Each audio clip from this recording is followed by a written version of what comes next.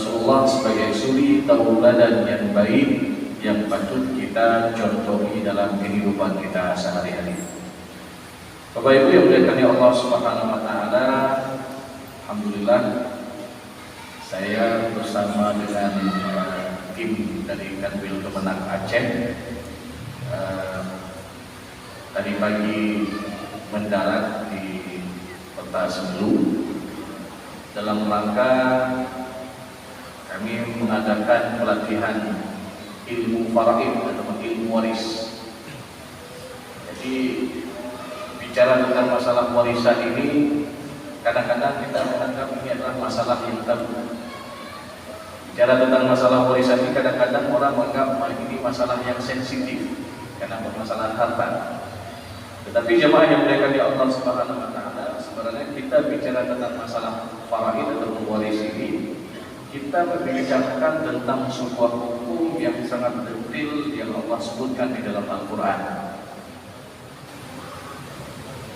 Di mana di dalam surat An-Nisa ayat ke-7, di sana Allah menjelaskan secara global, laki-laki ada bagian, perempuan juga ada bagian.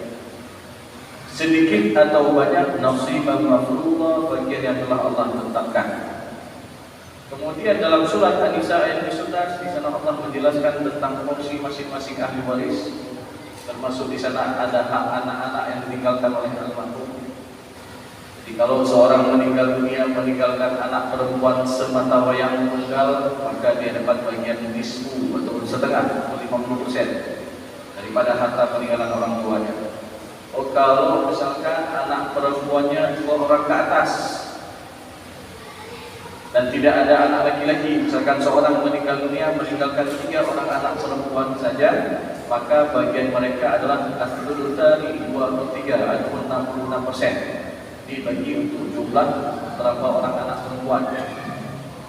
Kemudian dalam surat An-Nisa ayat ke-11 juga Allah menjelaskan porsi untuk orang tua daripada almarhum.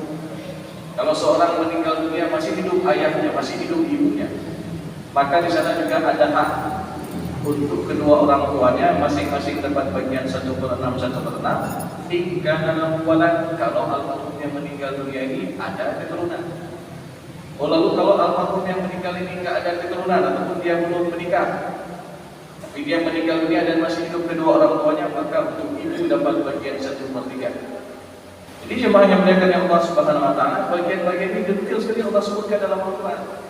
Termasuk nanti dalam surat An-Nisa ayat ke-12 di mana Allah jelaskan fungsi untuk suami dan istri kalau ada pasangannya yang meninggal dunia. Contoh misalkan ketika seorang meninggal dunia meninggalkan seorang suami dan tidak ada keturunan, maka untuk suami dapat bagian setengah. Oh, lalu bagaimana kalau almarhumah istrinya dia ada keturunan, maka suami dapat bagian 1/4. Dijelaskan dalam surat An-Nisa ayat ke-12.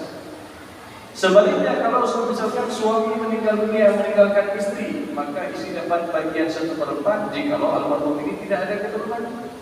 Lalu kalau ada keturunan, maka untuk istri dapat bagian 1/8. Jadi jemaah yang dimuliakan oleh Allah Subhanahu wa taala, yang ingin kita tegaskan di sini bahwasanya Allah yang telah menjelaskan dan menentukan porsi masing-masing ahli waris.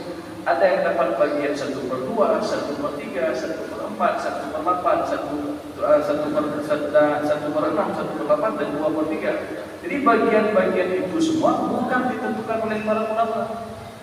Bagian-bagian itu semua bukan juga ditentukan oleh para nabi-nabinya, tapi bagian itu semua langsung ketetapan daripada Allah Subhanahu wa taala. Fariidatan minallah. Ini jemaah yang dimuliakan Allah Subhanahu wa taala.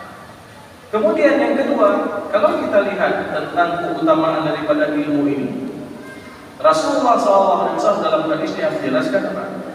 Ta'allamul faraid wa 'allimuhun nas. Belajarlah ilmu faraid atau ilmu waris dan ajarkanlah dan sebarkanlah kepada yang lainnya.